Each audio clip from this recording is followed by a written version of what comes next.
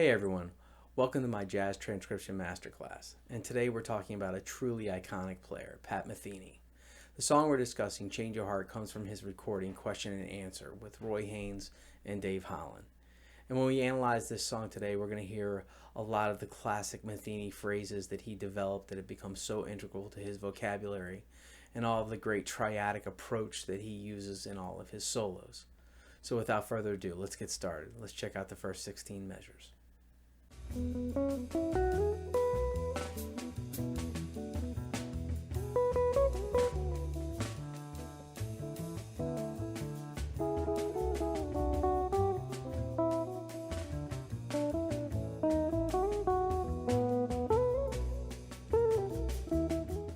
so the phrase that Metheny starts a solo off in combines both the pentatonic major scale and the blues scale. He's using the pentatonic major for the melodic line, and then he's using the blues scale in his comping. And it's sort of a question and answer phrase over the first 8 measures. So where I'm going to start that is with my first finger on the 3rd string on the 4th fret for the B. And I'm going to go up to the 2nd string, and I'm going to grab that E and that F sharp, and then I'm going to slide up to the G sharp and use a staccato there, make the note shorter, and then accent that top part of the line.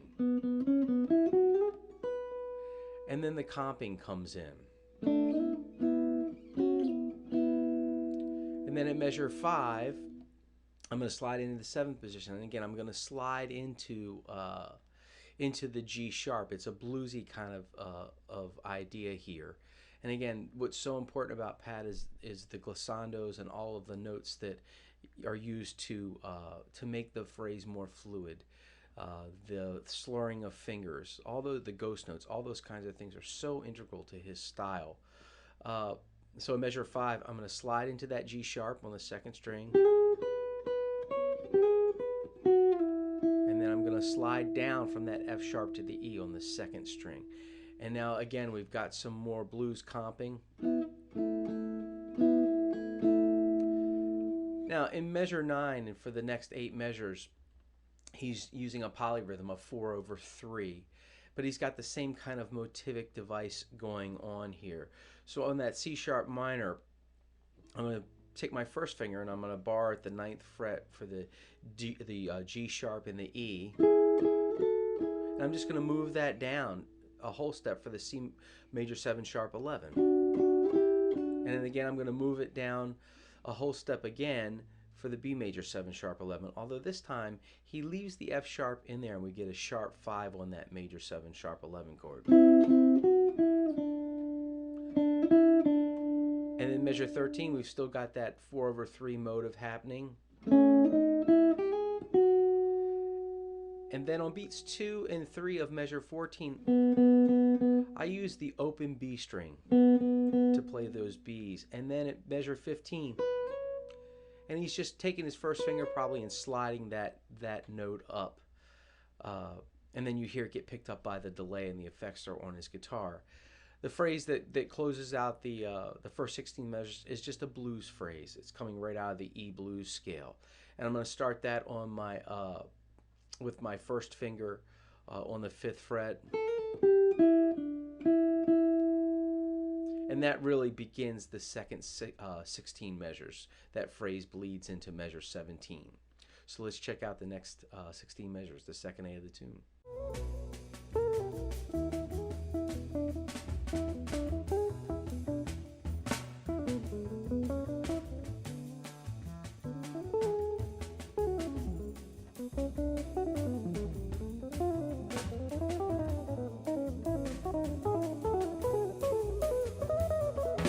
The phrase that's in measure 17 is the continuation of the phrase that started the previous measure, and he's again just using the E blues scale. So a lot of flat 7s over this triad, and he's slightly muting the phrase there. So after the beginning of the phrase in 16, so he's going to slide into that G sharp, E down to B, and then mute that flat 7 like that, and that phrase repeats in measure 19. Downbeat of beat 3 in measure 20, he's pulling off just again through the E blues scale, the E to D, B down to A natural. In 21, he's playing E major. He's got a G sharp in there. But there's that flat 7 again to darken that triad a little bit. Slides into the C sharp, the downbeat of 22, and plays A to B. Measure 23, beat 2, we've got a double time feel. So I'm playing that B, C sharp, D natural, E, F sharp, A, and I'm going to pull off to that G sharp on the second string. Now, the next 4 measures are kind of cool because we've got sort of an idea that is being developed, but we hear the seed of it over the next 3 harmonies, over the next 4 measures. And it's really just pentatonic minor, if you care to look at it that way, or relate it back to the pentatonic major.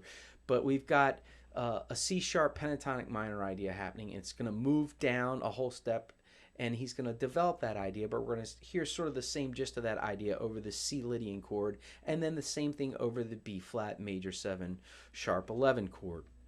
So on beat 3 of measure 24, the G sharp with my first finger, F sharp pulls off the E down to C sharp. That's really right down a C sharp pentatonic minor scale. The downbeat of 25 gives us the B, F sharp, and then G sharp. Right here over the C major 7 sharp 11, now we see that the pentatonic minor has moved down a whole step to B, and he comes down really the B pentatonic minor scale. Beat 2 of measure 26. It's really the same shape that we just saw. And now we've got some chromatic major thirds descending, and this is a device that Metheny uses to work his way chromatically into other targeted notes.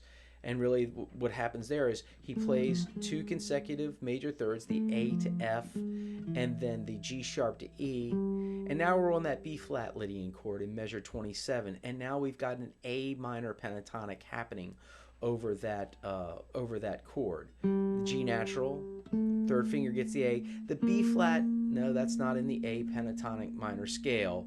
But after that, we get C, D, F, again, not in the A pentatonic minor, and then coming back down, straight down the pentatonic minor that we've seen over the previous 3 chords. And now here's a chromatic minor third, B natural to G sharp, getting him to his target B natural, D, E, F, G. And that takes us to the third beat of measure 28, E, E flat, D, C. And this is going to land us at measure 29. And I just want to talk a little bit about the line that's in measure 29. And this is a line that is so much associated with Pat Metheny, the way he moves diatonically up the scale and ornaments the specific notes. As an editorial comment, what I would say about learning this line is this is not something that I would ever use on a gig because it sounds so much like Pat Metheny. It's almost like playing octaves all night in the style of the way Wes Montgomery did. These are things that are so associated with certain players that it just doesn't seem comfortable to play those lines like that. But what you could do is you could study the phrasing and study his sense of time and how he uses slurs and the way that that relates to our instrument and how we can achieve a more legato sound out of our instrument. And that was something that I always liked to look into as far as studying some of these lines. So having said that, let's specifically look at what he's doing over this A major chord. So he's going to start with the C natural, C sharp on the second string, second fret. And then he's going to slur the B to A to B underneath of it. He's going to move up a whole step and do the same thing, D sharp, C sharp, B, C sharp, and really ghosting that last note of the 16-note grouping. And I do have that in parentheses on the PDF. Then he goes up to E with his second finger, and the shape sort of changes a little bit because he was looking for a bluesy effect of playing the major third and the minor third. Same thing, moves that same shape up to F sharp, and we get a flat 5, or the Lydian sound, the sharp 11, passing through the natural 11 down to the major third. I'm now going to move up to the first string, And again, we get a major 7 and a bluesy effect. The 5 going to the flat 5 down to the 11. First finger grabs the root. He pulls off the F sharp to A. He moves that shape up and we get measure 31, the last two measures of the second A section. We get B, G sharp slur down to F sharp. Up to the C sharp. Slur the A natural to G sharp to A natural. D sharp to B. Then the last part of the last measure of the second A, I think kind of begins the next phrase, really. It does complete this line, and then it brings us into 33, which is the start of the bridge. And that's C sharp, D sharp, slurring to that E, going back down to the D sharp, D natural, or a flat third, the flat 7 of the E blues scale, flat third over that B dominant. So it's kind of giving us a bluesy effect. And he goes straight down the E pentatonic major scale. And that phrase sounds like this.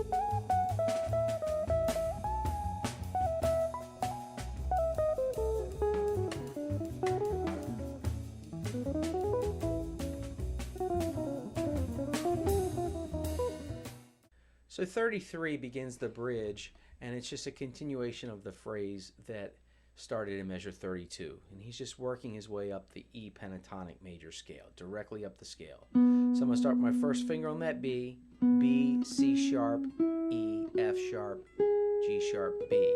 When I get to that B, I'm going to slightly bend it and then release it back down to that B on beat 2. And of 3 is a G sharp, and we now get the 4/3 rhythm that's going to happen over the next couple measures.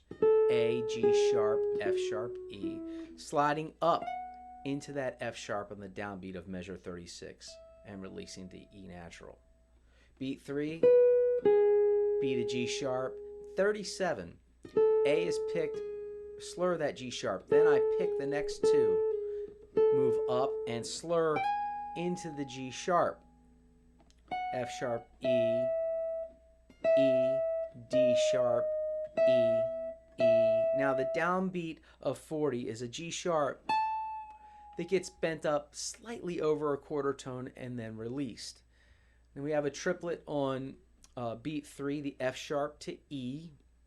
But I'm going to move to the second string there because it gets really high up on the neck.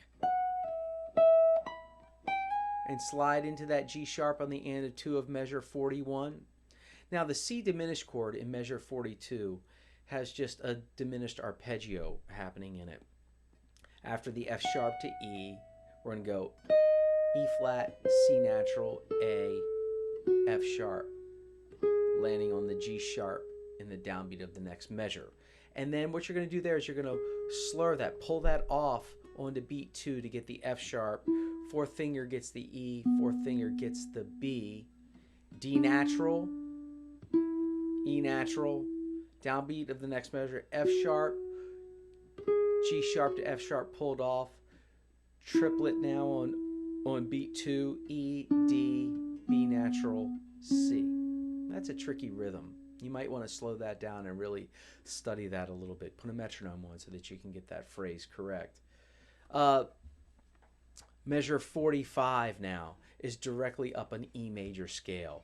On beat 2, I'm going to move down to the 5th string. I'm going to use my 3rd finger. D sharp, E, G sharp, B, C sharp, D sharp, E, F sharp, G, B, G sharp, F sharp, E, and then down to C.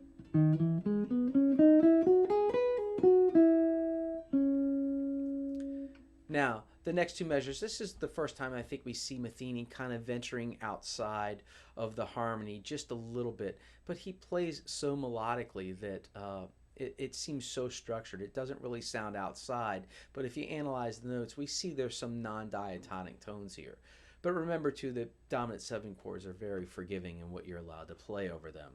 So on beat 2, he starts with the F sharp, down to F natural, to E, to C sharp. Then he goes D sharp, C sharp, B, G sharp. Moves up a half step. And there's where I think really the first kind of non-diatonic tones happen there. Then C sharp, D natural, D sharp, F. And now right here we've got some more of that Metheny language of using minor thirds as an avenue to get us to a different part of the phrase. The E natural, G sharp, F sharp, D sharp. And that continues into the last A, F natural, D, E, C sharp, D sharp. Up to the B, D sharp, pulls off the C sharp, and lands with an E natural. And that phrase sounds like this.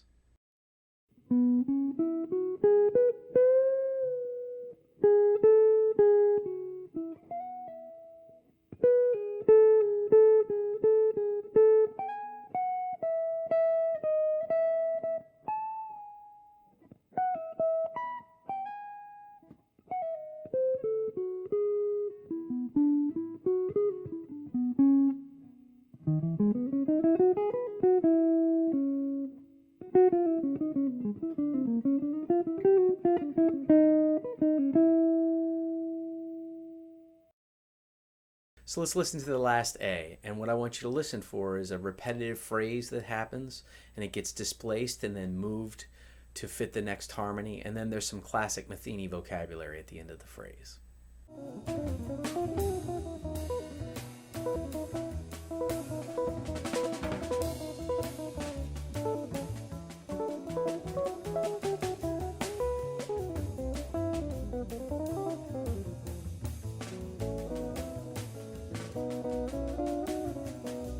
So the phrase in the last A, in measure 50, it's the continuation of the last idea in 49. And that's the one that's going to get repeated and displaced and then moved down over the D major 7 chord. And really it consists of 6 16th notes. An E, a B, an E, a C sharp, a D natural, and a B. And in measure 50, it sounds like this. And I'm going to use the open E string up to B. And I'm not really sure if that's how Metheny actually fingers it. But again, the ideas behind these transcriptions are not to mimic the player and spit out exactly what they play. It's to learn from them the process of how they're thinking. And that's how I'm going to approach this. It doesn't matter if my fingering is Metheny's. It's what works for me and what makes it musical for me, and how can I take that idea and manipulate it and maybe turn it into something that might be my own, but it's not exactly just taking a lift from Pat and using that somewhere. So I'm going to start that with the open E, up to B natural, back down to the open E, to the C sharp on the 3rd string, the D natural, to the B, to the E. And that's how I'm going to phrase that. Then in measure 51 on B2, this is where it starts to get displaced. And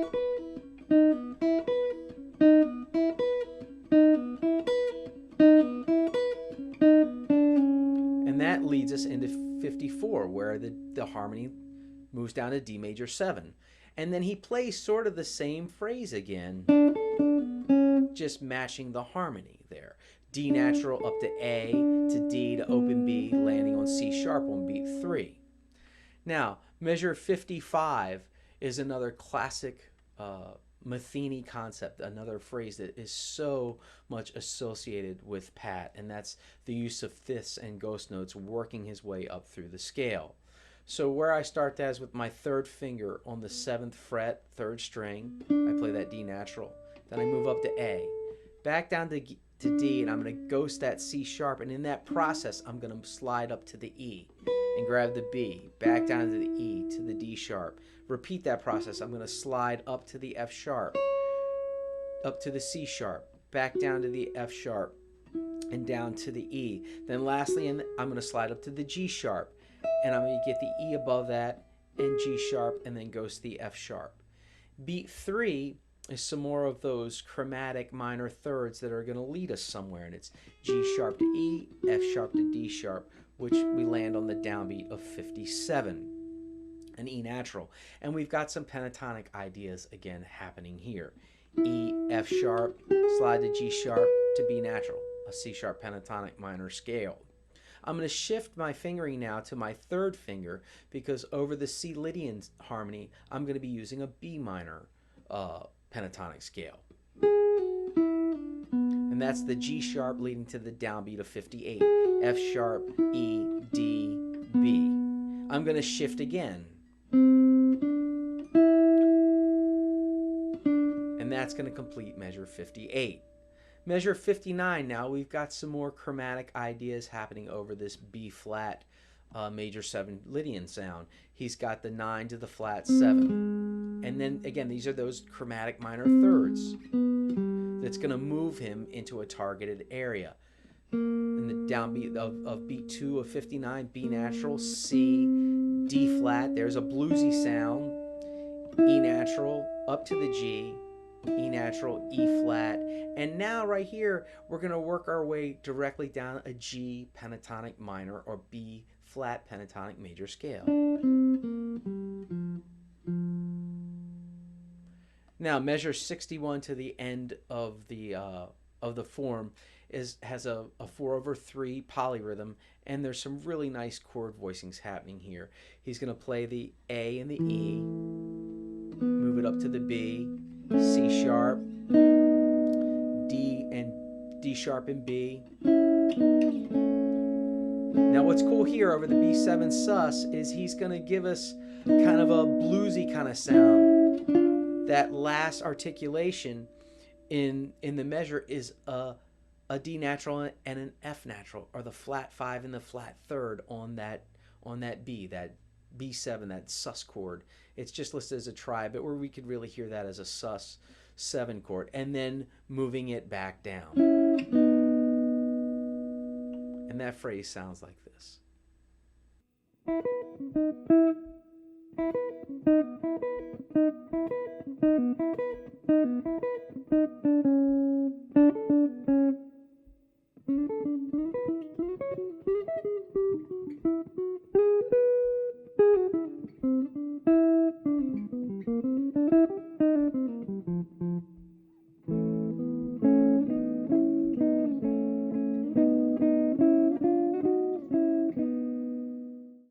So the last 8 bars of the form are just an E vamp.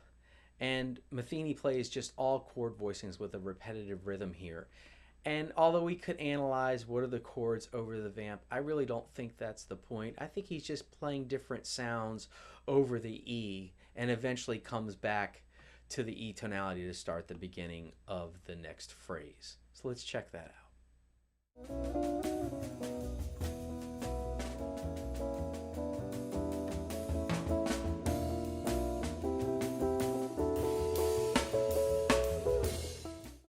So Pat begins the last 8 with just an E5 sound, E, B, and E again.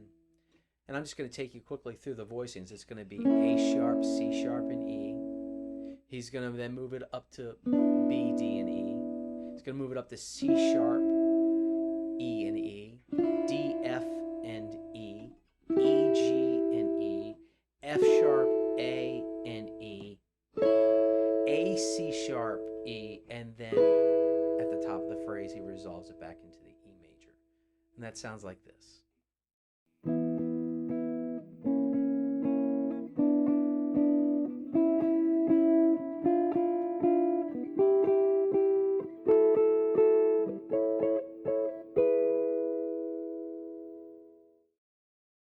So let's listen to the top of the second chorus. And I think at this point we're just hearing development of ideas that he's previously stated.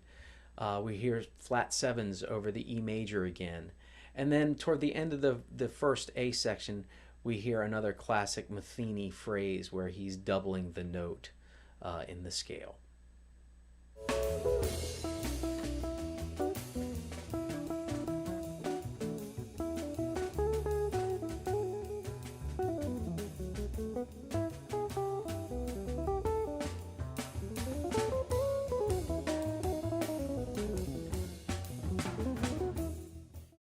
So Pat continues these ideas of using the flat 7 at the top of the chorus. He's playing E to D natural, and then sliding into the flat 7 and the 5, and coming down to the flat 5. And that phrase sort of repeats.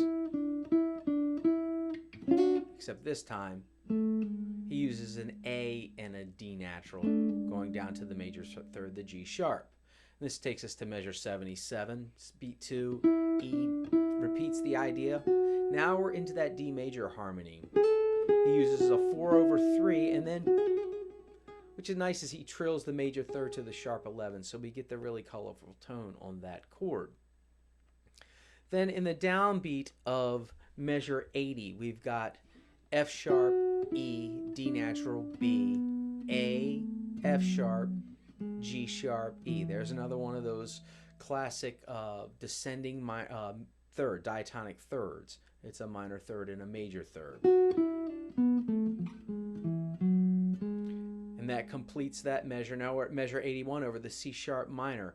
A natural, B, slide into the C sharp, up to the E, downbeat G natural on the C major 7 sharp 11. And you really want to accent that A natural to D. And this was a tricky part in the transcription, because that accent sort of makes the A natural sound like it's a downbeat, but it's really not. It's the and of 1, and then landing on the D natural, the major third, on beat 2. Now we've got a 16th note idea coming in the next measure, and that's the starting on the G natural, and very much again we're hearing almost like a G pentatonic type of idea. The G natural to the A natural, B flat, C, D, F natural, A, C. And then he slides to the C sharp for the downbeat of that A major 7. Now here's the line that again is another classic Metheny concept, where he's doubling the notes of the scale. So after the slide of the C sharp, we play B, G sharp, F sharp, D sharp, E, C sharp, D sharp. Then here it begins that line. We've got the E doubled, pull off to the D natural, and then play it. C sharp, play it again, double it, pull off to the B. G sharp, play it again, pull it off to the F sharp, down to the C sharp, to the E natural, to the F sharp.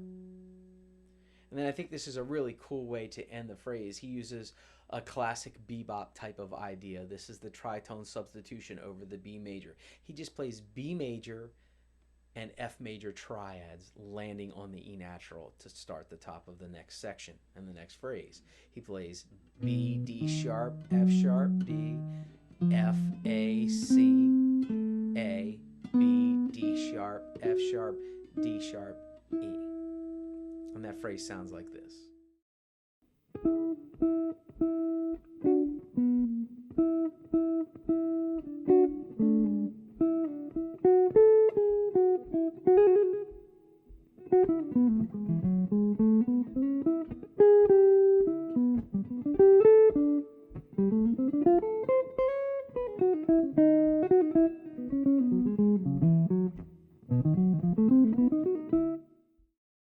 Hey, so let's check out the second A of the second chorus now and listen for the motivic development and symmetric modulation, as well as a cool grouping using the triplets.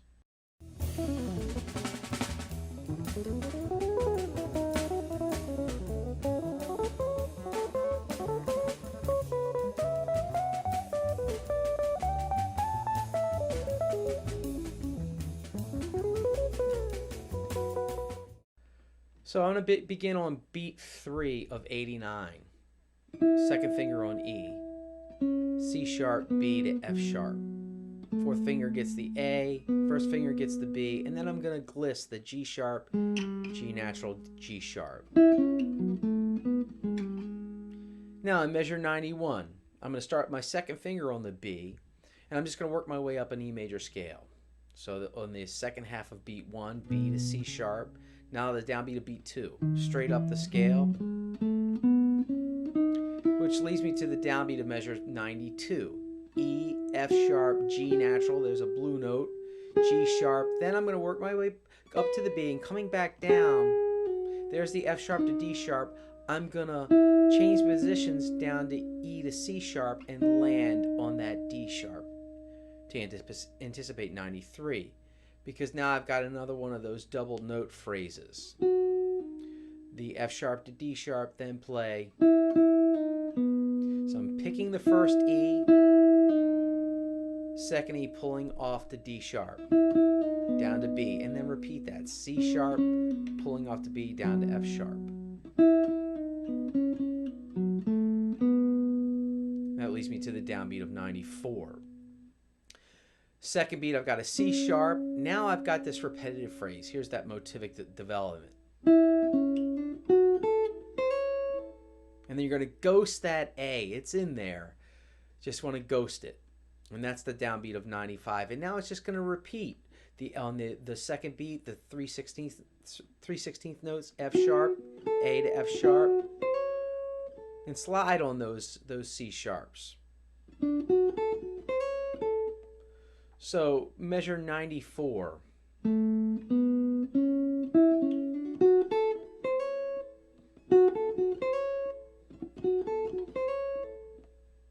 that's going to lead me to 97. Now I've got another 4/3 type of idea happening here. And where I'm going to start that is I'm going to start that on the C sharp, probably up on the second string because I'm staying high up there for a while. And I've got the C sharp on the end of 3 of 96.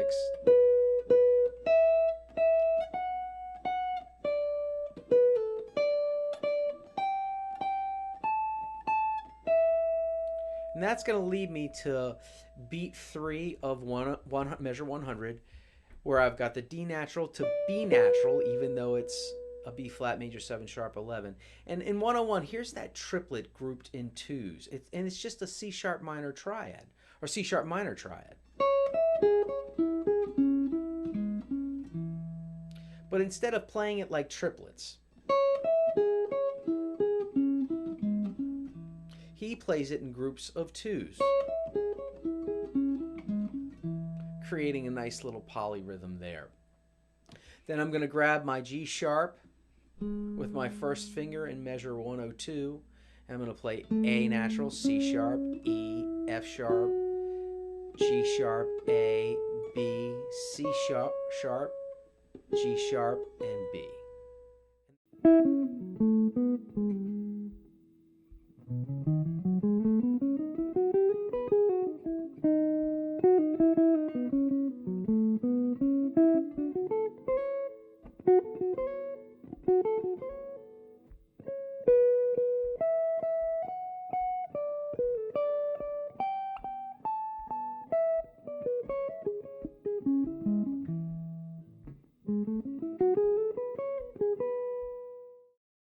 Let's check out the bridge now. And what I want you to listen for is Pat using predominantly thirds and fourths, and he's got some seconds mixed in there also.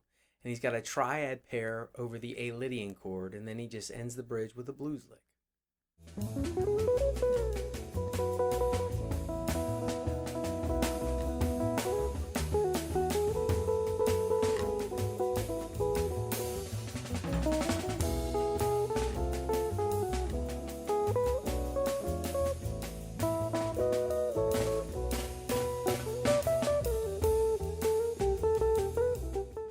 So measure 105 of the PDF begins the bridge.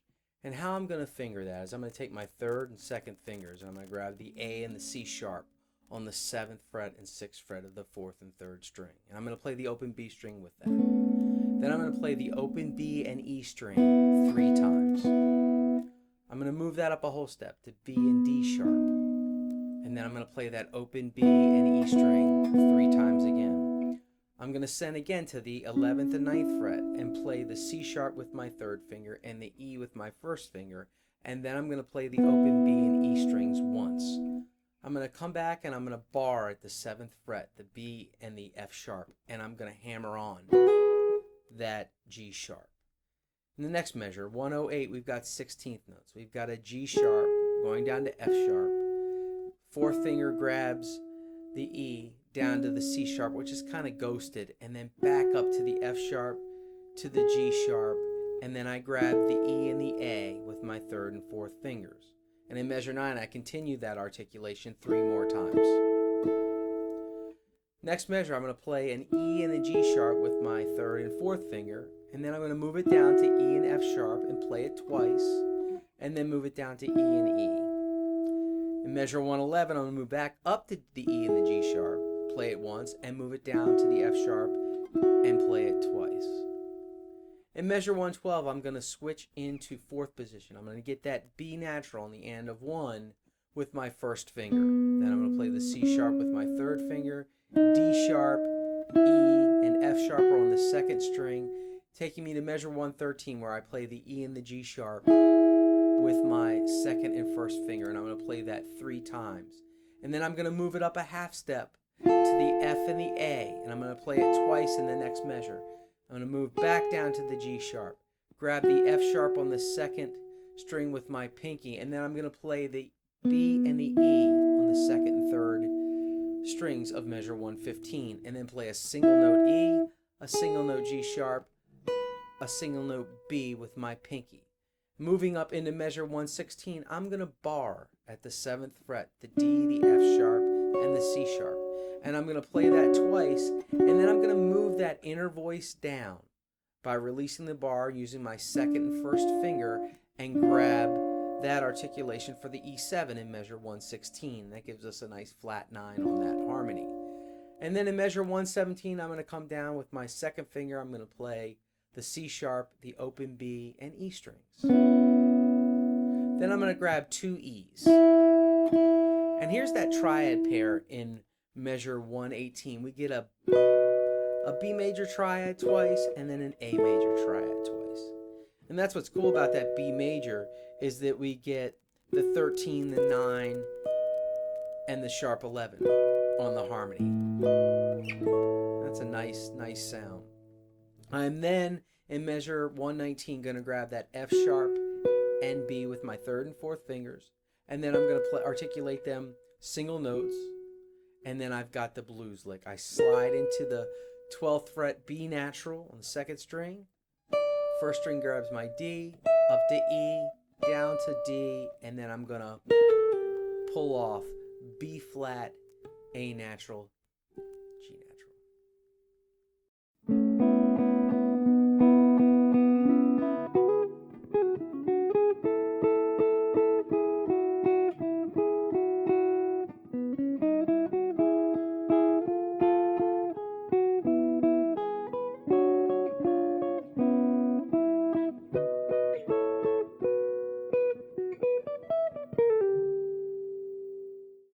Okay, starting to close the solo out. This is the last A section of the 2nd chorus.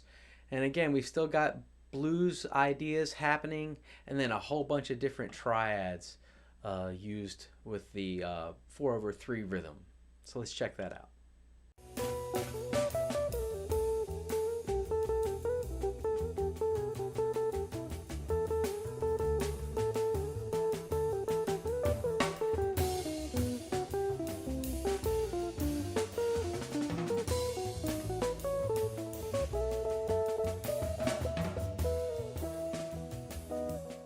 Okay, so measure 121 in the PDF begins the last A, and we start on an A natural, and we go down to the flat 3rd, and then we bend up to the flat 5. So really, again, another bluesy idea.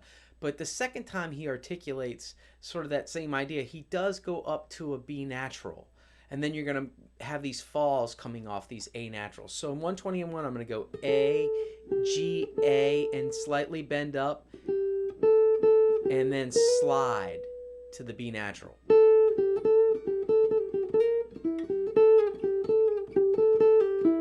and then have those falls come off on the A naturals.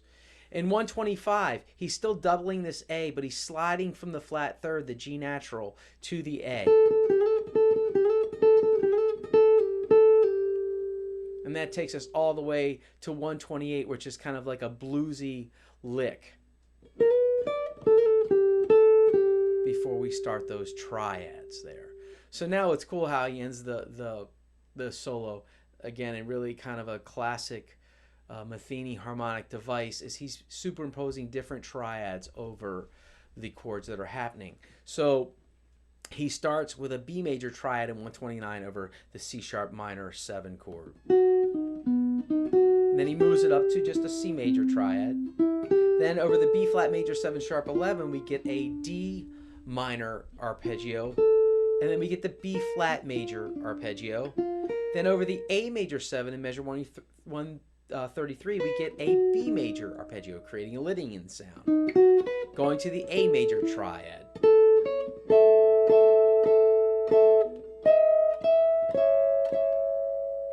And that ends the phrase. And it sounds like this.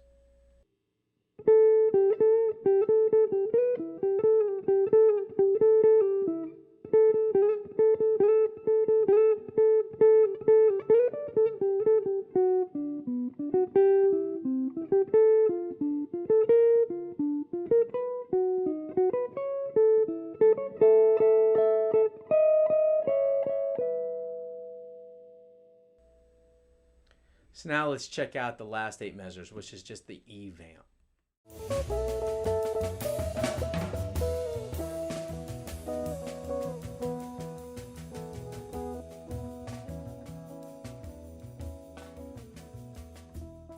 So I'm going to start that last phrase with the octave E, which is on the second half of measure 137.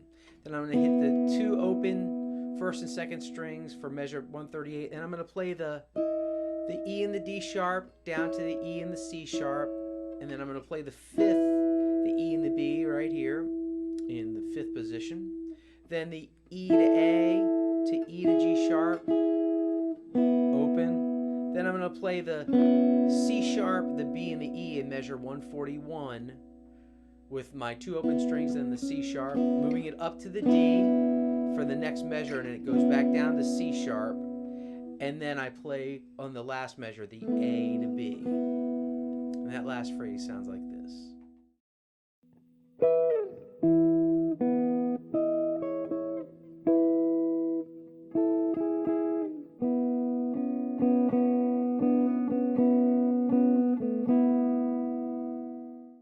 So what are some of the concepts that we could use from this transcription without just taking the phrases and using them verbatim the way they appear in it?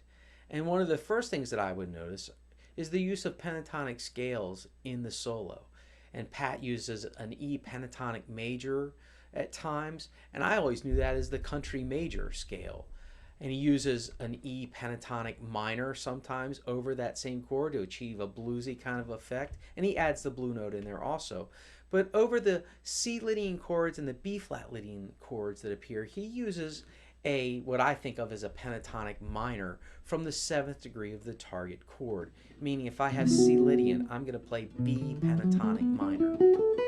And what that gives us, it gives us the major 7, the 9, the major 3rd, the sharp 11, and the 6. Really the most colorful tones of the chord. It might be something that you explore in your own playing without just using his phrases. And then finally, I would say the use of triads and how Pat superimposes different triads over the chords that he's playing on. And what I would do is just analyze the notes in the scale and see what those triads are, and then try to create phrases with your rhythms and your ideas. Hey, thanks for stopping by the Jazz Transcription Masterclass again. It was truly a pleasure of mine to take you through Pat Metheny's Change of Heart.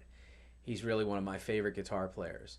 Remember, you can get the PDF by emailing me at tlagana@comcast.net. And I do have a website, www.tomlagana.net. I'm on Facebook and Twitter and Instagram. If you have any questions about the transcription, please reach out and send me an email. I'll be happy to answer them for you. Until then, we'll see you again.